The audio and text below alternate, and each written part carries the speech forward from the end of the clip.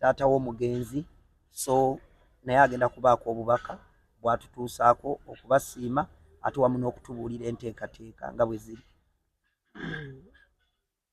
Kampita alina omugisa Stephen mpangalira ku kaalo oba muva mu kyalo Messi gy'azaalibwa Kaiho Deija Kaiho Rwensinga parish Deija sub county mu disitulikiti yaffe empya ey'e Lwampala. Tuwala nnyo okuva ne mu tawuni y'Embarara nga 36 kilometers okuva mu tawuni okutuuka ku kaalo okusuubira okujja okugalamiza Messi. Nze navudde mu kyalo nga tumaze okuwulira amawulire ago agatugwira ate gayita mu press kubanga twasooka kuwulira mu press nga tusobola kukikiriza nga tulowooza nti oluusi Messi byakatemba byabwe kubanga Messi mu kyalo yazaalibwayo naye ebiseera bingi yamaze Kampala. Kati nange kyekyampaliriza okujja nsobole okulaba nti engeri gyabeeredde ennyo sobole okukola puroguramu wamu kubanga kibadde kizibu kyamaanyi okugamba nti tubeere eri tubeere nga tuwuliziganya nga temutuuse. Kikyandeese era ndi wamu ne famire abasigadde emabega kubanga bano abaana ndi anko waabwe kubanga bazadde baabwe bombi baafa. Ababalabirira so kyekindeese tutegete wamu ne ttiimu eno tulabe engeri gyetuwerekeramu Messi. Ate ekirungi bwe tutuuse wano nendaba emikwano gye nga bantu balamu nga bantu balungi ate nammwe press engeri gye mwaleetamu amawulire gano mugatuusaako tukakasa etugamba nti Messi tagenda kuziikibwa bw'atyo ng'embwa. So kwegatta nammwe tusobole okukola puroguramu entuufu tujjewo ebyo engambo eziyitingana tukole ekintu wamu tusobole okwerekera Messi oba mpairwe mu kitiibwa. Era tusiima nnyo kubanga ono muganda wa Messi era kyekyandeese okumweyungako tulabe nti teyimirira yekka kubanga Messi n'ono n'abanyina babiri bazaalibwa mu lubuto lwabwe. So ate ono tasobola kubeera wano yekka nga tetumuyina kyova olaba nazze tusobole okwegattira wamu tuwerekere Messi lwaki. So kyekyandeese ekikulu era nsanyuse okulaba nti ebirowoozo bimuleeta nga byakuyamba ffe abaliwo ne famire kati kujja tukolere wamu tusobole okutuukiriza omulimu ogwo. Tugezaako okutereeza ebintu ebimu n'okukiryalinga ebintu ebimu ebibadde biyitingana mu mawulire. Abantu abamu boogera birala bye bamanyi ne bye batamanyi ate ne babyogerako. Si kirungi bw'oba tomanyi kintu kukyogerako ng'akimanyi. Kiba kirungi ekintu n'okyogerako mu butuufu bwakyo. Amannya bampita Alex Nahwera, muto wa Messi. Badde ababiri kati nsigadde nzeka luno olutalo era neebaza abantu abatukwatiddeko. Ngenda kusooka neebaza abantu abali eri gy'abadde awangaalira mu America mu kibuga ekya Arizona Phoenix abakulembeddemu okulaba nti bakola omulimu omunene n'okumobilizinga resources ne funds okulaba nti omubiri gwa muganda wange muganda waffe omwagalwa w'abangi akoledde bingi industry ya art nti gukomezebwawo wano mu Uganda asobole okuziikibwa ku butaka baziika taata waffe ne maama waffe ne bajjajja baffe gye bagalamidde. Ekyo nkibeebaliza bakoze omulimu munene. Ngenda kwongera okwebaza abantu bonna abawangaalira eyo mu America amawanga agaliraanyeewo kubanga eno yabadde collective effort okulaba nti ekyo kituukirizibwa. Ngenda kwebaza komiti yabadde kikulembedde nga mwe muli omukyala eyasinze okukikulembera nga wampa update buli kaseera we batuuse bwe bayita Farida Kuteesa Fashi akolagana ne Wycliffe Lyombya akolagana ne Ssaalongo Mulumba Abubeka, akolagana ne General Megadi mumanya ge getumanyi, Grace Sekamate ne ttiimu bange badde nenne bamuva wala, bonna abakoze nnyo okulaba nti omubiri gwa Messi gukomezebwawo ku butaka. Era baŋŋambye ebintu bino ne banyashuwalinga, don't worry, Messi tugenda mukomyawo tumutuuse e Kampala ate tumutwale mpaka ku butaka. Ne baŋŋamba mwe kimuba mulowoozaako mulowooze ku entegeka ezinaamuwerekera ng'atuuse mu Uganda. Nnyimbe zimugenda okukuma, then munaamutwala ku National Theatre, endabirira gye munaateekawo mpaka eri mu kyalo kyaki biki byonna. N'aŋŋamba worry about those ones, kyokka biri ebirala byonna ebya funeral service, eby'okukomyawo bode, ebyaki byonna tugenda bikwasaganya. Era mbeebaza, mbasiima nnyo, mutukoledde omulimu munene nnyo, era mbasabira Mukama Katonda we mujje abaddizeewo ate abongere ekinene, ate ogwo omutima omulungi gwe mulina omugabi temujja ng'okwo musigale nagwo. Nyongera okwebaza komiti ekulembeddwa omwami Hajji Arafat. Hajji Arafat okumusisinkana n'okumutegeera, namutegeerera ku Messi. Mu kwogera okwangu nnyinza okugamba nti Hajji Arafat abadde muto wa Messi ate omulala, kubanga bwe batyo bwe badde batambula bonna nga bakkiriziganya, ono kyawakanyiza oli takikkiriza, kweganga batambula bonna nga tebalina buzibu. Neebaza Amalula family okulembeddwa Amoto Mubalanguzi, wanti osobodde okuyimirira ne muganda wo, kubanga oli yali muganda wo, onaabadde muganda wo, era ne gye muvudde omanyiyo muvudde wala. Entalo zammwe muzirwanye mwenna, mwatandika mwenna buli kimu, muzze mukwatagana era nga okulaba nti mukola ki. Neebaza aba family abayimiridde wamu naffe, neebaza buli muntu kinnoomu. Olwekyo wanzi nzijukira amawulire we gaagwawo, abo abantu baavaayo ne tutandika okulwana olutalo okulaba nti buli kimu kitambula nga bwe kiteekeddwa okutambula, ate tulabe nti Messi bw'anaaba atuuse wano tusobole omuwerekera mu bitiibwa ebimugwanidde.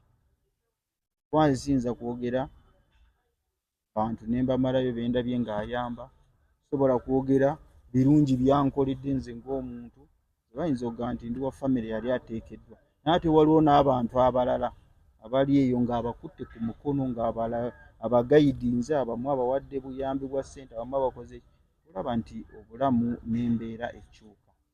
So kakati nsaba tutambulire ku mulamwa gumu. Omulamwa guli nti tulina okuwerekera Messi mu bitiibwa ebimugwanidde. Ate ogwo omulamwa engeri gye tulina ogukolamu okulaba nti tulina resources ezisobola okubeerawo, zikola ebyo biteekeddwa okubeera. Ate n'ekirala, Messi ku nsi aleseewo abaana. Ssaawa zino ayimiridde mu bigere ebyo n'okulaba nti family erabirirwa, abaana basoma, buli kimu.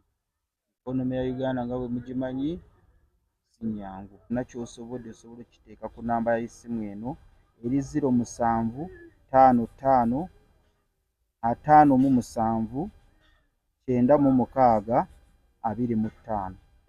Njiddamu 0755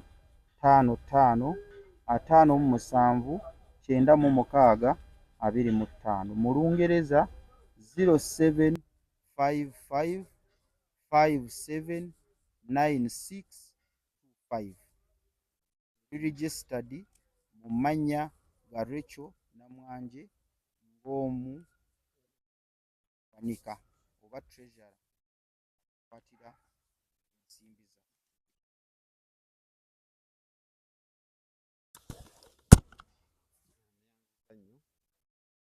Musiza mwenna buli ali gyali yonna gy'asinzira okuba nti ebintu bitwogera bimutuukako. Neebaza baganda baffe bali mu America, mwebale nnyo, mwebale ddala buli omu kyasobodde okubaako waakwata. kitalo nnyo ekya muganda waffe Mmese naye nga ekikulu mu byonna kye twalitangaazizza obuyambi tubwetaaga waba wagamba nti kino oba kino obuyambi tukola ki tubwetaagira ddala kubanga enteekateeka mpanvu. Mmese tetugenda muziika buziisi bwe tuti alina oziikibwa mu bitiibwa bye ebimugwanidde kubanga Mmese musaale nnyo mu indasitule eno nnyo abatakimanyi balina ndooza kitegeera. Sina bingi byakwogerako ebisinga byogeddwa ate ffenna era omulamwa gwe gumu naye buli kye naalisabye buli atamanyi kikwata ku Mmese essaawa zino kireke. Abooluganda Mukama yeebazibwe balamusizaako mu nnya lya Yesu Kristo Mukama waffe mwana wa Katonda omulamu n'embeebaza gyonna gimutuusaako engalo buli omu waasinziira. Kitalo nnyo kitalo ddala ekya muganda waffe Mmese Bontwe ekyamazima. Mukama yatukubye omuggo era tuli mu kunyolwa wamu n'okunakuwala. Amannya n'eddoboozi Ssenga Ssebbanga nga ndi comedian ate ndi businessman. Nga ndi wano ku lwa director wange yatuva ku maaso mukulu Mmese Bontwe nga tuli mu nteekateeka ez'okulaba nga baganda baffe batugambye okumwaniriza mu kitiibwa. Siyinza nange buteebaza baganda baffe abaatukwatiddeko ndowooza ekinene ennyo ekyokulaba nga muganda waffe akomezebwawo. Muganda waffe Alex atunnyonnyoddemu katono ebisinga bajja kuba atugamba nti baganda baffe abo bakoze enteekateeka ennungi okuva muganda waffe lwanaava mu Amerika gy'abadde awangaalira bamutuuse ku airport Entebbe si we wokka ate era bamutambuze paka Entuŋŋamo gy'agenda okuba nga agalamizibwa. Ewampala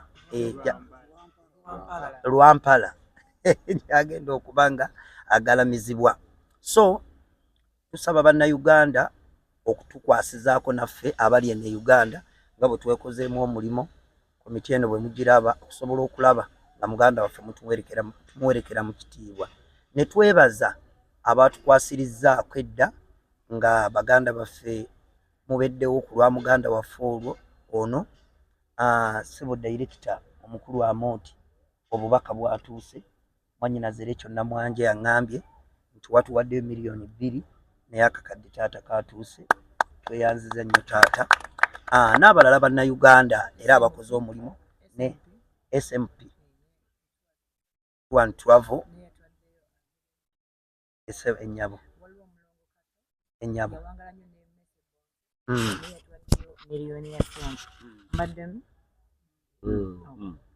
badde nkutegeeza nti Mmese Bontwe mukutaba olanga olumbe tutambula bulungi Amonti mukama we oba bwe batandika Amalula family yakutte mu ndyanga n'atuwaayo miliyoni 2 wadde nga twakafunako miliyoni 1 ne tukikubireko mu ngalo ekyo. Omulongo Kato gwe yawangala naye yakutte mu ndyanga naye n'atuwa miliyoni n'agamba nti esobole okuba nga etambuza bulungi olumbe ate nekwali nnyo ku ttiimu naye tumukubireko mu ngalo ne tufuna miliyoni okuva mu SMP Tours and Travel nabo batukwasaganyizaako nabo ne bagamba nti bali wamu naffe ffenna okulaba nti Mmese awummula mu kitiibwa. N'abamu mwenna abali eyo abatannaba omukulu nabadde agenda kubanga ensonga agyongera. President so ajja tinnamyalo maama otubeereddewo nnyo era tukwebaza newaamo tuwaze bambi mu konsati ne tutambulira wamu n'okuzannya ne tuzannya ate n'omusapootinga ne mu nsawo so n'okutubeerera wakaddeko ne ku kya muganda waffe Mmese era tusaba tumwolekere mu kitiibwa ajja tinnamyalo tusiima nnyo bambi by'otukolera. Tulinawo president owa federation taata tukuyita taata okusobola era otukwasizaako. Tulinawo muyimbi munnaffe Haji Haruna Mbiru taata wa HM restaurant taata tukuyita mu mbeera eno muganda wo nabadde mukwano gwo nnyo.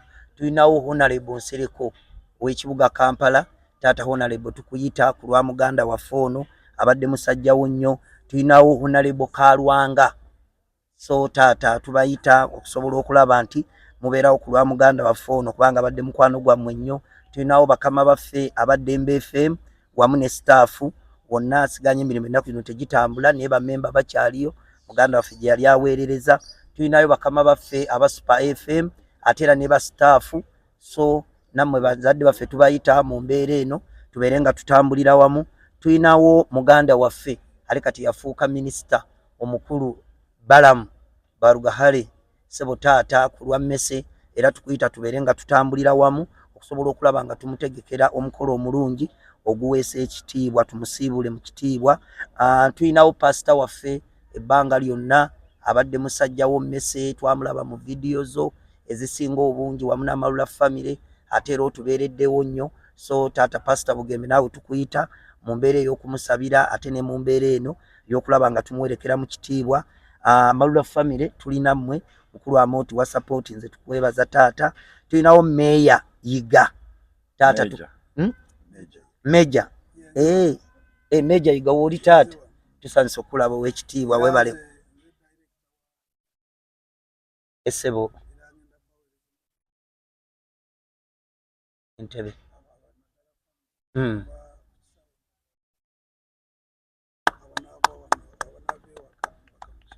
Tweyanziza Meja taata, tweyanza ekyo nno kye tuli mu kwogerako essaawa ya leero nga tuyita oli wa family. Amina, tweyanziza nnyo taata, Mukama akuddizeewo, webale kuyimirira naffe mu buli mbeera. Tulinayo muganda waffe big size Baby Cool, oyo bambi omusajja naayimirira naffe Bugi, ate ne bannayuganda ayambye nnyo abantu bangi nnyo. Naku zino yakoleddeyo n'omwana ekivulu eky'okumuzimbira ennyumba. So taata Baby Cool tukuyita mmesa abadde musajjawo, tuyimirire naawe mu mbeera eno. Tulinawo muganda waffe Mangereza, so naawe taata tukuyita, obadde musajja wa mmese nnyo. Tulinawo muganda waffe Joel Isaabirie, taata tukoowoola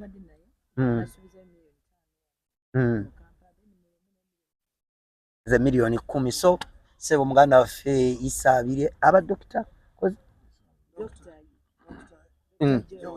Dr. Joel Isaabirie, taata tweyanziza mwannyinaze obubaka wuuno abutubuulidde nti watuwaddeyo miliyoni 5 wano e Kampala ate ne miliyoni 5 ate era mu kyaleeri gye tugenda muganda waffe okubanga tumuwerekera.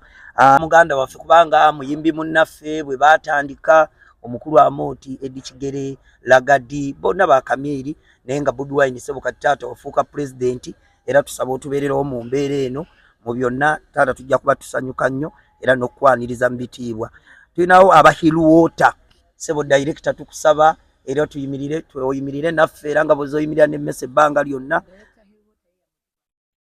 Ennyabo director Hiruwater tweyanziza nnyo taata era tusaba tutambulire wamu. Maama waffe Ajati Misa Kabanda akamanyire watadde akajati Ajati oyo aba RDC aba Minister wa Kampala Ajati Misa Kabanda. Mama tukusamu ekitiibwa Ajati, salamu alaikum, tusaba ojje naawe oyimirire naffe tuwerekere muganda waffe mu bitiibwa. Tulinawo SMP Tour and Travel, tweyanziza mwannyinaze obubaka yabutuusizza dda era yagambye oyimiridde naffe tukwebaza, Mukama akuwe nnyo omukisa. Tulinawo muganda waffe Simon Yale oba friend Simon Friend, muganda waffe tukwagala nnyo, naawe tusaba ojje oyimirire naffe mu mbeera eno sobola okuwerekera muganda waffe mu kitiibwa. Tulinayo maama waffe Amooti, naawe akwagala nnyo nakulabye naye, Maama General Nalweyiso.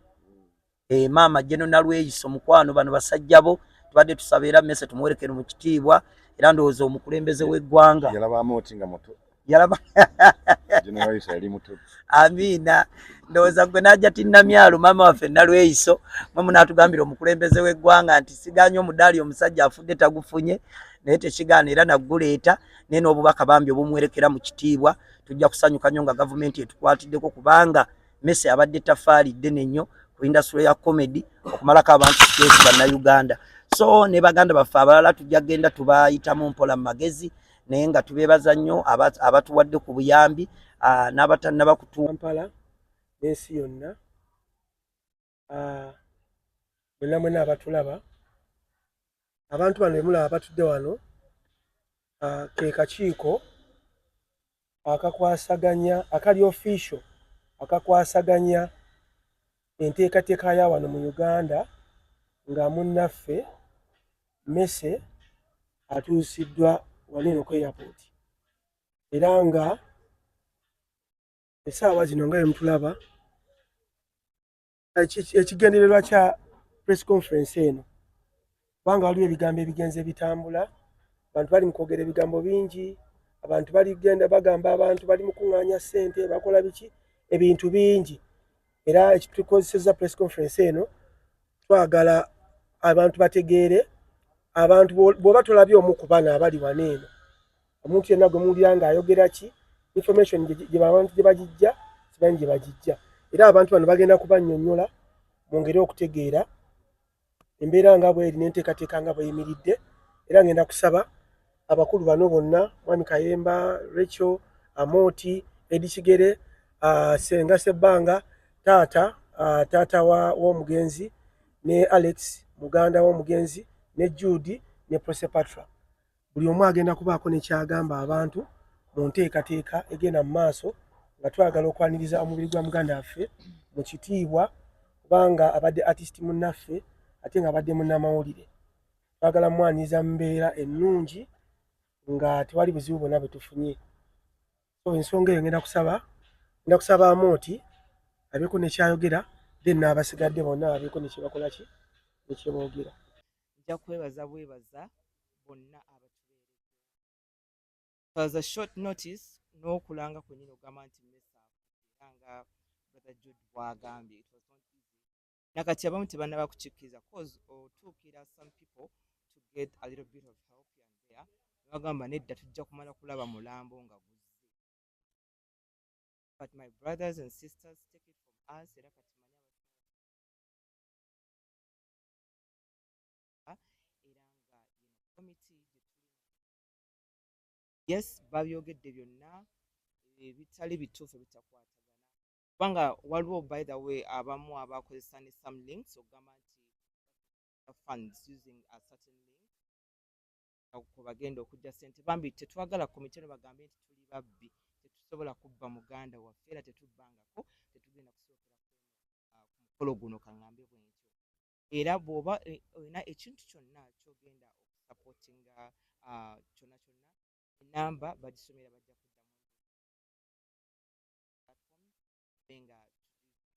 kuddamu enamba gy'olina okuweerezaako obuyambi or anything ne bweba emotional support or spiritual support, you're welcome. Naye nga eri registered mu mannya ga Rachel Namwanje. It is 07555 79 5. Njagiddamu 0755 57 9 bami tujja kusaba manya abamu balinda kulaba nga azze nga bwe bagamba it's okay kubanga still tujja kuba twetaaga help in all angles or directions. Era ne neebaza committee abakozesa obwangu ddala